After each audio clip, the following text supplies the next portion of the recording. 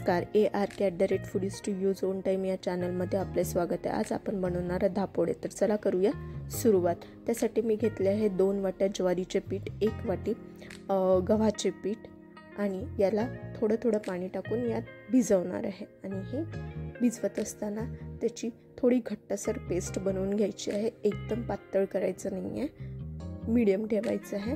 तर बघू शकता तुम्ही मी कशी पेस्ट बनवलेली आहे, असं मिश्रण बनवलेलं आहे। आणि आता याला रात्रभर भिजत ठेवायचे आहे आणि उद्या सकाळी आपण याला अंदन देऊन त्याचे धापोडेचं शिजून घ्यायचं आहे। तर चला बघूया। त्यासाठी मी घेतले आहे 6 ग्लास पाणी। 3 वाट्याला मी 6 ग्लास पाणी घेतले आहे। त्या पाण्याला व्यवस्थित उकळू द्यायचं आहे आणि त्यामध्ये आपल्या घरी सुकलेली लाल मिर्च असते त्याला ठेचून घेतला आहे आणि ते त्यामध्ये मी टाकलेलं आहे पाण्यामध्ये आणि तसेच त्याच्यामध्ये अर्धा वाटी तीळ आणि चवीनुसार मीठ पण टाकलेलं आहे। तुम्ही तुमच्या आवडीनुसार त्यामध्ये शेंगदाणे पण टाकू शकता, भाजलेली शेंगदाणे ते पण छान लागतात।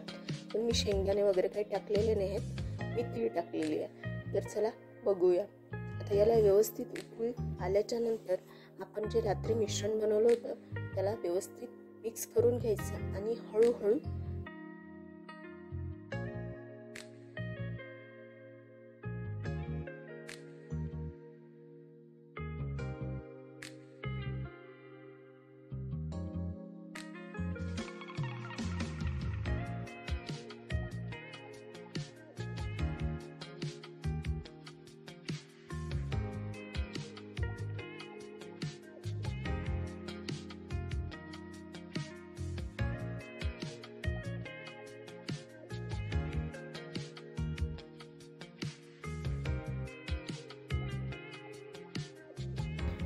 त्यामुळे चम्मच हा सारखा फिरवत राहायचा आहे आणि हे व्यवस्थित शिजून घ्यायचं आहे।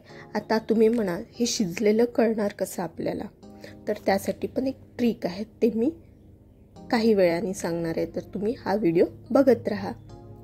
चला आता आपल्या पाण्याला उकळी आली आहे। तर रात्री केलेलं मिश्रण आता आपण व्यवस्थित मिक्स करून घेऊन आता त्यामध्ये हळूहळू करून सोडणार आहे। तर बघा मी ते कसं करत आहे।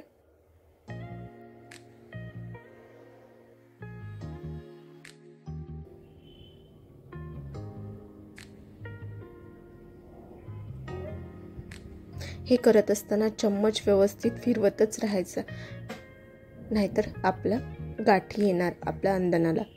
तर चला बघूया।